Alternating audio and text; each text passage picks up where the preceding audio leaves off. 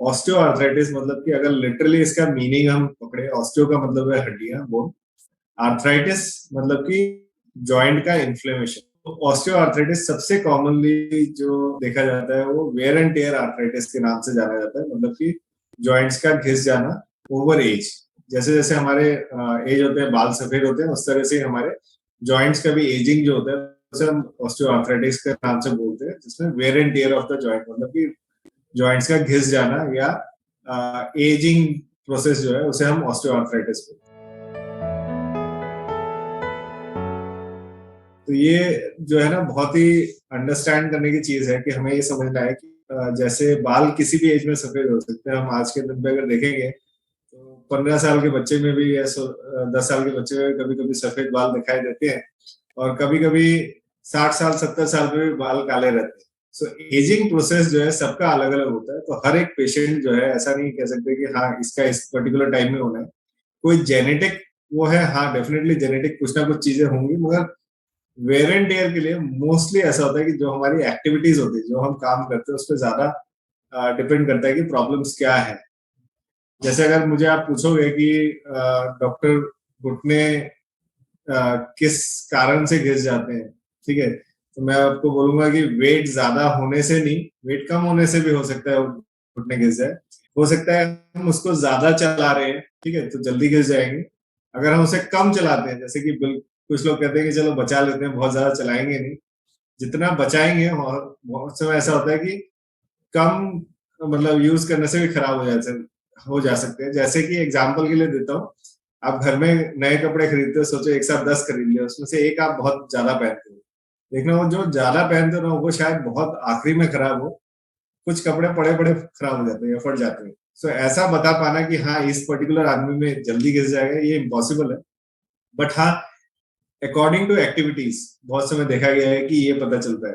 अब लोगों के दिमाग में ये होता है कि हाँ वजन ज्यादा है तो जल्दी घिस जाएंगे, ऐसा भी कुछ नहीं है, ठीक है। कि बहुत वजन ज्यादा है तो डेफिनेटली हाँ, जिसके कारण एक्टिविटीज बिल्कुल नहीं करते तो हाँ जल्दी घिस सकते हैं। बट अगर कुछ लोग ऐसे देखे जाते हैं जिनका वजन ज्यादा है मगर एक्टिविटी बहुत अच्छी है, ठीक है, बहुत एक्टिव लाइफ स्टाइल जीते हैं, तो उन लोगों में भी देखा गया है कि आर्थराइटिस या घुटने घिस जाना नहीं इतना ज्यादा सामने आता है। तो कोई एक सिंगल फैक्टर नहीं है, बहुत सारे कारणों के कारण ये सारी चीजें मतलब जो है आर्थराइटिस, ऑस्टियो आर्थराइटिस ट्रिगर करता है। जब हमारे पास पेशेंट आता है ना, तब 90% इंडियन ना देरी से आते हैं, ठीक है। तो टाइमली आने का सबसे इम्पोर्टेंट चीज क्या है कि क्या की चीजें हम देखें जिसके कारण हमें हमें पता चले कि टाइमली पता है। तो अर्ली सिम्टम्स से शुरू करते हैं, अर्ली और लेट सिम्टम्स को डिवाइड कर लेते हैं दो पार्ट में। अर्ली का मतलब जल्दी जो पता चलने वाली चीज है, और जो देरी से पता चलेगी। तो सबसे कॉमनली अगर मैं पूछूं बोलूं, ये ना बहुत लोग जो श्रोता देख रहे होंगे वो लोग भी सोच रहे होंगे कि हाँ ये पॉसिबल है। जैसे ही मैं पहला सिम्टम बोलूंगा, जैसे पहला सिम्टम जो है कट कट की आवाज आना घुटनों से, जॉइंट में से क्लिकिंग साउंड, ठीक है। दो तरह की क्लिक आती है, एक तो जैसे मैं हाथ में अगर इसको क्लिक करता हूँ, देखो रगड़ने की आवाज आ रही है। दूसरा होता है सैंड पेपर से रगड़ खाने की आवाज, जैसे दो रेगमार्क को आपस में रगड़ते हैं तो जो साउंड आती है, रफ क्लिकिंग क्लिकिंग साउंड। ये साउंड सबसे पहले आना शुरू होती है, ठीक है, ये फर्स्ट सिम्टम है। सेकेंड सिम्टम ऑफ ऑस्टियोआर्थराइटिस, जैसे अगर नी में ऑस्टियोआर्थराइटिस हो रहा है तो बहुत देर बैठ के, फर्स्ट स्टेप जब बहुत देर बैठे हुए, एक आधा घंटा सोचिए जमीन पे बैठे या लो चेयर पे बैठे हैं या किसी भी ऐसी जगह पे जहाँ पे स्पेस कम है, और उठने जा रहे हैं, पहला स्टेप लेते हैं, तो जोड़ों में थोड़ा सा स्टिफ फील होता है या लगता है कि थोड़ा सा अकड़ गया है, ठीक है। तो ये अर्ली फीचर्स है, ये दोनों इतने अर्ली फीचर्स है कि अगर पेशेंट इन पे वर्कआउट करना शुरू कर दे तो हो सकता है कि हम ट्रीटमेंट को कम्प्लीटली डिफरेंट वे में देख रहे हैं, मतलब सर्जरी तक बात ही ना पहुंच पाए। दूसरा इसके साथ क्या होता है, associated symptoms, early associated symptoms होते हैं, जैसे पैरों में, लेग्स में पेन करना, ठीक है, थकावट फील होना, ठीक है, जो सिम्टम है विटामिन डी डेफिशिएंसी और ऑस्टियोपोरोसिस मतलब हड्डियां नरम होने के सिम्टम्स जो है, ठीक है। तो ये सिम्टम्स भी बहुत समय अर्ली सिम्टम्स में आते हैं, और पेशेंट क्या होता है इसमें मिस कर जाते हैं, या सोचिए किसी कारण से पेशेंट ने अपना विटामिन डी लेवल चेक किया, ठीक है, और वो कम आया और उसने उस पर कुछ नहीं किया, तो 0.1% को बदल विटामिन डी लो आया, उसने लेना शुरू कर दिया, तो क्लिकिंग साउंड भी कम हो जाती है, स्टार्टिंग पेन भी कम हो जाता है, कार्टिलेज रीजनरेट करने लगता है क्योंकि हड्डियां स्ट्रांग होने लगती है। सो ऐसे अर्ली सिम्टम्स जो है बहुत इंपॉर्टेंट है हमारे लिए। जिन पे हम काम करें तो रोक सकते हैं। अब लेट सिम्टम्स क्या होते हैं कि देरी हो गई, जैसे वॉक करने से पेन शुरू हो जाना। धीरे धीरे जैसे ये प्रोग्रेसिव बढ़ता है तो हमें पता चलता है कि हाँ भाई, अभी पहले खड़े हो बैठ के खड़े होने में हो रहा था, अब लंबा चलने से या लंबा खड़े रहने से दर्द होना शुरू होता है। धीरे धीरे लंबाई जो है कम होती जाती है, जैसे कि पहले मैं 2 घंटा चलता था तो मेरे घुटनों में दर्द होता था, फिर 1 घंटा चलता हूँ, फिर आधा घंटा चलता हूँ तो दर्द होता है, फिर 5-10 मिनट में दर्द शुरू हो जाता है। ये ड्यूरेशन शॉर्ट होता जाता है। उसके अलावा जैसे लॉन्ग स्टैंडिंग, जो गृहस्थी में फीमेल्स होती है, वो घर पे खाना बनाती है, खड़े होकर घंटों खाना बनाती है। पहले पहले धीरे धीरे देखते हैं कि पहले 2-3 घंटे खड़े होने से दर्द होता था, अभी 1-2 घंटे से अब धीरे धीरे आधे घंटे या 10 मिनट 15 मिनट में ही दर्द शुरू हो जाता है, एक जगह पे खड़े हुए काम करने में दिक्कत आती है। इसके अलावा कुछ और सिम्टम्स है, जैसे सीढ़ी चढ़ना उतरने में दिक्कत होती है। ऑस्टियो आर्थराइटिस के पेशेंट स्पेसिफिकली एक कंप्लेंट बहुत ज्यादा करते हैं कि सीढ़ी उतरते वक्त मुझे डिफिकल्टी होती है। इसका मतलब है हमारी देरी हो गई है बहुत ज्यादा। अगर सीढ़ी चढ़ते हुए, अर्ली आर्थराइटिस में सीढ़ी चढ़ते हुए हमें पेन ज्यादा होता है रेदर देन सीढ़ी उतरते हुए। अगर उतरते हुए दर्द होना शुरू हो गया, इसका मतलब है कि लेट आर्थराइटिस का टाइम आ गया। दूसरा, घुटनों का अचानक से सूज जाना, पूरा एकदम सूज गया चलते, आज एक्टिविटी ज्यादा हुई, सोचिए मैं मॉल वॉल में गया, घूमा आज 1-8 घंटा और अगले दिन से मेरा पैर जो है सूज गया, पूरा घुटना सूज गया, नीचे लेग में भी सोली। ये ऑन एंड ऑफ आना, जैसे गाड़ी का टायर घिस जाता है तो क्या होता है, पंचर होने शुरू हो जाते हैं। तो हमारे यहाँ पे हड्डियों में क्या होता है, घुटनों में सूजन आना शुरू हो जाता है। ये एक बहुत ही कॉमन फिनोमिना है जो देखा जाता है। उसके बाद अगली स्टेज आती है, और लेट हो गया तो पैर देखोगे लोगों के टेढ़े होने शुरू हो जाते हैं दोनों ही तरफ से। वो इसे कहते हैं बो लेग, मतलब दोनों पैर टेढ़े हुए। एक होता है नॉक नी, मतलब कि घुटने आपस में टकराने लग गए। तो नॉक नी इंडिया में इतना कॉमन नहीं है जितना वेस्टर्न कंट्रीज में ज्यादा देखा जाता है, बट इंडिया में बो लेग मतलब वेरस डिफॉर्मिटी सबसे ज्यादा कॉमन है। उसके साथ पेशेंट धीरे धीरे लचक के चलने लगता है। फिर धीरे धीरे क्या होता है, घुटनों के दर्द के साथ कमर का दर्द शुरू हो जाता है, क्योंकि बहुत देर टेढ़ा चलने से, जैसे सोचो टेबल के पाए हैं वो टेढ़े हैं और हम हिलाते रहते एक टाइम आएगा टेबल के ऊपर वाली बोर्ड भी निकलने लगेगी। सो इस तरह की डिफॉर्मिटीज बनना शुरू होती है, जिसके बैक पेन भी शुरू हो जाता है। तो ये ऑल इन ऑल अगर हम देखें, सिम्टम्स अर्ली और लेट सिम्टम्स तक जाते हैं। धीरे धीरे घुटने अटकने भी लगते हैं, कुछ लोग बोलते हैं अचानक से मेरा घुटना अटक जाता है फिर चलने लग जाता है। तो ये लेट सिम्टम्स है, जिनमें कि आर्थराइटिस का इतना सिम्टम्स हो चुका है कि अब शायद सर्जरी की जरूरत पड़े। तो सबसे पहला इंडियन पेशेंट्स में अगर आप देखोगे ना, मेल और फीमेल रेशियो में घुटनों का आर्थराइटिस आप देखोगे तो फीमेल्स में ज्यादा है, अर्ली एज में भी फीमेल में ज्यादा है। तो अगर आप ध्यान से फीमेल एनाटॉमी, फीमेल्स की बॉडी और उनके जॉइंट्स को या नी को देखोगे या बोन क्वालिटी को देखोगे तो आपको समझ में आएगा फीमेल में, औरतों में हड्डियां जो है नरम होती है as compare to counterpart males में। हड्डियां नरम होने के क्या क्या कारण है? हाँ, डेफिनेटली कि बोन स्ट्रक्चर ही डिफरेंट है, बोनल स्ट्रक्चर डिफरेंट है, ये सारी चीजें तो मैं मानता हूँ, बट उसमें और भी आग में घी का काम क्या चीजें करती है, जैसे विटामिन डी डेफिशिएंसी।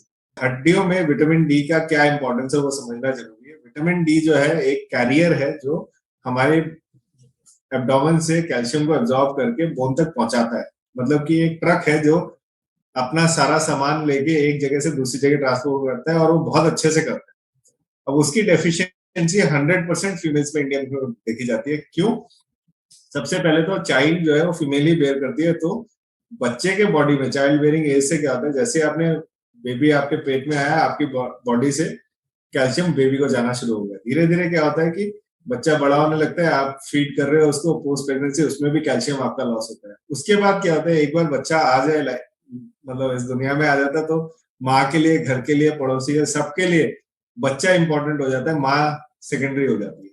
ठीक है, अब क्या होता है, ये साइकिल शुरू होता है, और ये ऐसा विशेष साइकिल है, जब तक बच्चे की स्कूलिंग होके, कॉलेज खत्म होके वो नौकरी करने बाहर नहीं निकल जाता, तब तक ये सीक्वेंस रहता है, मदर अपनी केयर छोड़ देती। इन्हीं बीच में दूसरा बच्चा भी आता है, तीसरा बच्चा भी आता है, और इसी तरह सोचो एक बैंक है जो उधार दिए जा रहा है, उसके पैसे वापस नहीं आए, तो क्या होता है, वो बैंक डूबने वाला होता है। सो अंडरस्टैंड ये करना है कि चाइल्ड बेयरिंग एज से विटामिन डी की डेफिशिएंसी हम अफोर्ड नहीं कर सकते फीमेल्स में।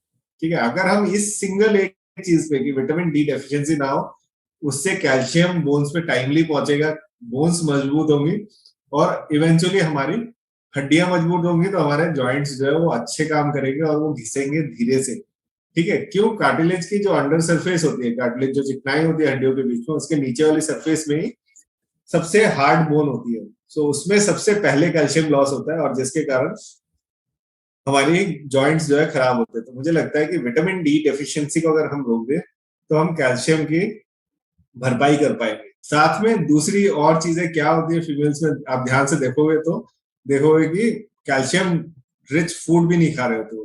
विटामिन डी अगर है भी तो कैल्शियम रिच फूड नहीं खा रहे। तो कैल्शियम रिच फूड क्या क्या होता है, जैसे जो भी चीजें, जैसे ग्रीन लीफी वेजिटेबल्स हो गए, स्प्राउट्स हो गए, पनीर, टोफू हो गए, जो भी चीज प्रोटीन में हाई है वो कैल्शियम में यूजुअली हाई होती है। तो ऐसी चीजें खाने से हमें बोन्स को स्ट्रॉन्ग किया जा सकता है, विटामिन डी के साथ कैल्शियम और प्रोटीन। और चौथी चीज जो बहुत इंपॉर्टेंट है, एक्टिविटी। बोन स्ट्रेंथ को बढ़ाने के लिए कुछ एक्टिविटीज है जो उसको प्रमोट करती है बोन फॉर्मेशन, जैसे gravity assisted exercises. Gravity assisted exercises क्या चीज होती है, जैसे वॉकिंग, सिंपल वॉकिंग अगर हम सुबह शाम आधा घंटा करें तो इससे बोन स्ट्रॉन्ग होना शुरू हो जाएंगे।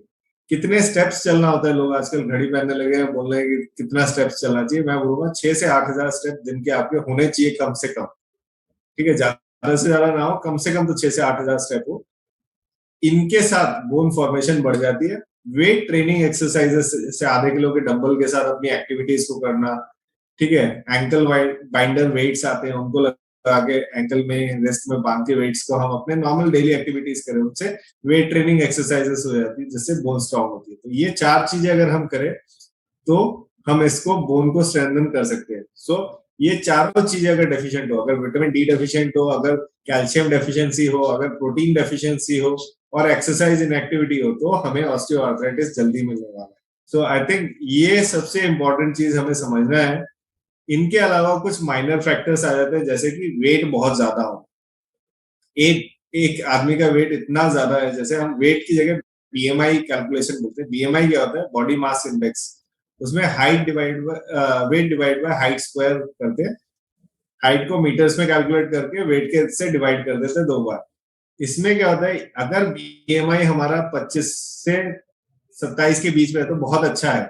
लोगों का बीएमआई होता है करीब करीब 30, 35, 40, और मॉर्बिड 40 के ऊपर ओबेसिटी। उन केसेस में देखा गया है कि बोन्स का जल्दी सॉफ्ट हो जा रहा है, क्योंकि गाड़ी का सोचो टायर है, टायर घिसेगा ज्यादा अगर वेट ज्यादा लेके चल रहा होगा। ठीक है, तो जितना आप ज्यादा वेट उसमें डालते रहोगे उतना ज्यादा वो जल्दी घिस जाएंगे, जो अच्छे से चल भी नहीं रहे या एक्टिविटीज नहीं कर रहे। तो इसलिए बीएमआई जितना ज्यादा होता रहता है उतना देखा गया है कि वेर एंड टेयर ज्यादा होता है। बट इसमें मैंने पहले भी बोला कि बहुत ज्यादा वजन के साथ अगर एक्टिविटी बहुत ज्यादा अच्छा कर रहे हैं लोग और बोन क्वालिटी बहुत अच्छा है तो हो सकता है उनका वेर एंड टेयर कम हो। बट जो लोग एक्टिविटी बंद कर देते बीएमआई हाई के साथ, उन लोगों के लिए गड़बड़ हो जाती है। सो ऑल इन ऑल देखा जाए तो ये सारे फैक्टर्स है जो अर्ली ऑस्टियोआर्थराइटिस को ट्रिगर करते हैं। 2 तरह के कैंडिडेट्स होते हैं जो कि सर्जरी के लिए अच्छे कैंडिडेट नहीं है। एक तो ऐसा पेशेंट जो बिल्कुल भी मोटिवेटेड ना हो, जिससे पता ही ना हो कि सर्जरी होती क्या है।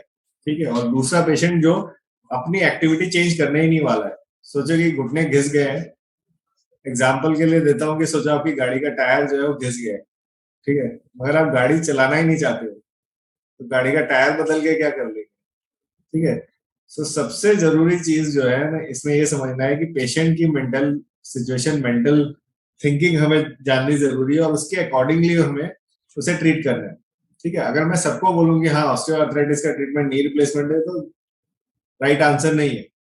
मैं बोलूंगा कि सबसे पहला चीज है आइडेंटिफिकेशन ऑफ प्रॉब्लम। ठीक है, अगर ऑस्टियोआर्थराइटिस रिलेटेड टू डेफिशिएंसीज है जिनमें एंड स्टेज मतलब एकदम खराब नहीं हुए जो है, तो सबसे पहले हमें कंजर्वेटिव मैनेजमेंट स्टार्ट करना चाहिए। कंजर्वेटिव मैनेजमेंट में सबसे पहले, जैसे मैंने आपको बताया, विटामिन डी, कैल्शियम, प्रोटीन, ये सारी चीजों को ऊपर कर दे, ऊंचा कर दे, हाई डोज पे। बोन डेंसिटी को इंप्रूव करने के लिए जो जो चीजें करनी है, कोई मेडिसिन देनी है तो उनको भी देना शुरू करें। एक्टिविटी एक्सरसाइजेस को अपने लाइफ में स्टार्ट करना शुरू करें। ठीक है, इसके अलावा और इम्पोर्टेंट चीज ये है कि हम जैसे नी से रिलेटेड या जॉइंट से रिलेटेड एक्टिविटीज एक्सरसाइजेस को करें। जैसे समझाने के लिए मैं समझा रहा हूँ, हम जिस चेयर में बैठते हैं उनमें जो ऑफिस चेयर होती है उनमें टायर्स लगे होते हैं। आप देखोगे जब नया नया ऑफिस का चेयर होता है वो आराम से इधर से उधर घूम पा रहा होता है। धीरे धीरे क्या होता है कि चेयर की टायर घिसने शुरू होते हैं और टाइट होने शुरू होते हैं। तो आप देखोगे उस चेयर पे जिसके टायर थोड़े टाइट हो गए हैं उनमें एक पेशेंट ऐसा है जो कि बहुत ही, एक आदमी बहुत ही स्ट्रांग है, मसल मैन है, वो बैठेगा उस चेयर को चला लेगा, मगर एक वीक आदमी जो उसकी मसल्स नहीं है वो बैठेगा तो वो चेयर को हिला नहीं पाएगा। सो इसका मतलब है कि जो जोड़ा स्टिफ हो रहा है या टाइट हो रहा है उसमें हम लोग अगर एक्सरसाइजेस करते हैं और मसल्स को बिल्डअप कर लेते हैं तो हमारे जो बचा हुआ जॉइंट के एरियाज है उनमें भी फायदा मिलेगा। तो लोगों को ऐसा लगता है कि ऑस्टियोआर्थराइटिस तो यार जॉइंट रिप्लेसमेंट ही कराना है, छोड़ दो, कुछ नहीं करना है, हम वेट करते हैं। आप जिस भी स्टेज से स्टार्ट करोगे एक्सरसाइजेस एक्टिविटी से आपको फायदा मिलेगा उस स्टेज पे। मैं ये नहीं कह रहा हूँ कि 100% मिलेगा, मगर 30, 40, 50, 60, 70% तक फायदा मिल सकता है अगर आप एक्सरसाइज एक्टिविटीज पे ध्यान दोगे। प्लस आप अपनी बोन्स की स्ट्रेंथ को बढ़ाने के लिए, ऑस्टियोपोरोसिस हड्डियों को स्ट्रॉन्ग करने के लिए, ऑस्टियोपोरोसिस को कम करने के लिए आपने विटामिन डी, कैल्शियम, प्रोटीन, ये सारी चीजें प्लस उनकी ट्रीटमेंट और भी कोई बहुत सारी मेडिसिन होती है जो हम देते हैं वो देते हैं, उनसे भी पेशेंट्स का बहुत ज्यादा फायदा होता है। प्लस जो फुटवेयर हम पहन रहे हैं, सोचो कि हम 90% लोगों को देखो फुटवेयर जो है घुटनों की दिक्कत है मगर पहनेंगे चप्पल या एकदम फ्लैट सरफेस की चीजें। तो आप सोचिए सबसे जरूरी इंपॉर्टेंट चीज है ये अंडरस्टैंड करना कि हमारे पैरों के नीचे अगर कुशंस को ऐड कर दे, स्प्रिंग टाइप के सॉफ्ट कुशंस जैसे स्पोर्ट शूज में भी इतनी सॉफ्ट कुशन हो जिससे कि गद्दी का काम हो जाए, तो इनको पहनने से भी पेशेंट्स को काफी फायदा मिलता है एक्सरसाइज एक्टिविटीज के साथ साथ। तो ऑल इन ऑल मैं बोलूंगा ये कंजर्वेटिव भी है और सर्जिकल रोल भी है। इन बिटवीन जैसे कुछ माइनर केसेस होते हैं उन लोगों में हम लोग कुछ इंजेक्शंस भी देते हैं, जैसे लुब्रिकेशन जेल का इंजेक्शन, जैसे दरवाजों में और हिंज में आवाज करने लगता है तो हम तेल डाल देते हैं, उसी तरह हम लोग घुटनों के अंदर जेल का इंजेक्शन लगाते हैं जिससे लुब्रिकेशन हो जाती है। कभी कभी इन्फ्लेमेशन बहुत ज्यादा होती है, सूजन बहुत ज्यादा आई होती है, उन केसेस में हम लोग क्या करते हैं पीआरपी या स्टेम सेल थेरेपी के इंजेक्शंस लगाते हैं जिनसे इन्फ्लेमेशन थोड़ी सी कम हो जाती है। कुछ पहले के टाइम पे स्टेरॉइड के इंजेक्शन यूज किया जाता था, उनको हम आजकल डिस्करेज करते हैं क्योंकि स्टेरॉइड से क्या होता है पेशेंट को इमीडिएट रिलीफ तो आ जाता है मगर हड्डियां जो है वो और नरम होने लगती है और गलने लगती है जिसके कारण आपकी नी की आर्थराइटिस एजिंग और फास्ट फॉरवर्ड हो जाती है, तो उनको अवॉइड करें। ठीक है, स्टेरॉइड्स सॉल्यूशन नहीं है। तो हमारे पास कंजर्वेटिव में मेडिकल मैनेजमेंट में जो है vitamin D, calcium, protein, bone density को बढ़ाना, और उसके बाद रोल आता है आपका सर्जरी का। तो ये बहुत सारी चीजें इन बिटवीन है जिसको भी मुझे लगता है कि पेशेंट्स को सारी चीजें ट्राई कर लेनी चाहिए, क्योंकि सर्जरी के बाद हो सकता है कि पेशेंट ये सोचे कि अरे शायद मैंने ये ट्राई किया होता तो शायद बच जाते। तो मुझे लगता है कि पेशेंट्स को ये मैसेज एकदम क्लियर फॉरवर्ड जाना चाहिए कि आप ये सारी एक्टिविटीज कर लो, देखो उसके बाद आपका कितना फायदा होता है, then only you think about कि मुझे सर्जरी करनी है क्योंकि मेरे को किसी से भी फायदा नहीं मिल रहा है। आमतौर पर इंजेक्शंस का जो जेल इंजेक्शंस का रोल होता है वो अर्ली आर्थराइटिस में, ग्रेड 1, ग्रेड 2, ग्रेड 3 के अर्ली आर्थराइटिस में ही रहता है। बट अनफॉर्चुनेटली इंडिया में जितने भी पेशेंट्स को जेल का इंजेक्शन लग रहा होता है वो स्टेज 3 या स्टेज 4 वालों को, जिनको सर्जरी की जरूरत है, वही लोग लगवा रहे होते हैं। क्यों? क्योंकि अर्ली आर्थराइटिस में तो पेशेंट हमारे पास आता ही नहीं है। डॉक्टर के पास अर्ली आर्थराइटिस में जब मैंने बताया आपको कि पेन शुरू हुआ है, जिनमें की एक्सरसाइज, मेडिकेशन, फिजियोथेरेपी से काम होने वाला होता है, तो उस पर पेशेंट आता ही नहीं है। 90% पेशेंट आते हैं जब उनकी प्रॉब्लम्स लेट वाली हो चुकी होती है। तो उन केसेस में क्या होता है कि हम जेल का इंजेक्शन देते हैं, तो जेल का इंजेक्शन बहुत फायदा नहीं करता है। इसलिए हम कहते हैं पेशेंट को कि सारी चीजें, आप वेट रिडक्शन भी कर रहे हो, आप एक्सरसाइजेस भी कर रहे हो, आप विटामिन डी, कैल्शियम ये सब भी ले रहे हो, लुब्रिकेशन मेडिसिन भी ले रहे हो, साथ में जेल का इंजेक्शन लो, तो ये सारी चीजें मिलकर हो सकता है और थोड़ा सा बेनिफिट कर दे rather than surgery. But again सारी 100% एक्टिविटीज तक नहीं पहुंच पाते। बट सर्जरी में क्या है, अगर पेशेंट को ये सारी चीजें करके फेल होके पेशेंट मोटिवेट होकर सर्जरी के लिए गया है, तो उन केसेस में क्या देखा गया है कि they are allowed to do all activities. जैसे हमारे पेशेंट्स ऐसे भी हैं जिन्होंने दिन के कम से कम 15 से 20 हजार स्टेप चलने शुरू कर दिए हैं। उन्होंने 6-6, 8-8 हजार स्टेप्स ऊपर चढ़ के, पहाड़ चढ़ के आए, माउंटेन क्लाइंबिंग शुरू कर दिए, नीचे जमीन पे पालती मार के बैठ सकते हैं, सारी एक्टिविटीज, सारी तरह की एक्टिविटीज कर पाते हैं। तो सर्जरी अगर आपकी अच्छी हुई और बोन क्वालिटी अच्छी है तो आप सारी चीजें कर सकते हो, उसमें कोई रेस्ट्रिक्शन ऑफ एक्टिविटी नहीं देते। फिर हम उनको बताते हैं कि ये सारी करो, मगर जैसे गाड़ी खरीदने के बाद सर्विसिंग होती है साल में एक बार, तो एक बार डॉक्टर को जिसने सर्जरी करी है उसको जरूर दिखा ले, एक्सरे बोन डेंसिटी करा ले। वो अगर चीजें ठीक चल रही है तो आप कंटिन्यू करें। नी रिप्लेसमेंट सर्जरी के बाद 30 साल 35 साल तक जॉइंट अच्छा चलता है, अगर उसकी मेंटेनेंस हम रेगुलर टाइम पे करते रहे। तो मेंटेनेंस, लोगों को ऐसा लगता है कि मैंने एक बार सर्जरी करा ली और उसके बाद दोबारा डॉक्टर के पास कभी नहीं जाऊंगा, ठीक है। तो ये जो है फिलॉसफी बिल्कुल गलत है। मुझे लगता है कि लोगों को डॉक्टर के पास हमेशा नॉर्मल रहते हुए भी एक बार जरूर जाना जरूरी है, यही सुनने के लिए कि आप नॉर्मल हो, ठीक हो। ठीक है, हम भी तो यही चाहते हैं ना कि यही बोले पेशेंट को सब कुछ ठीक है, तो वो जो तसल्ली हो जाती है उससे इम्प्लांट्स जो है लॉन्गर लास्टिंग रहते हैं।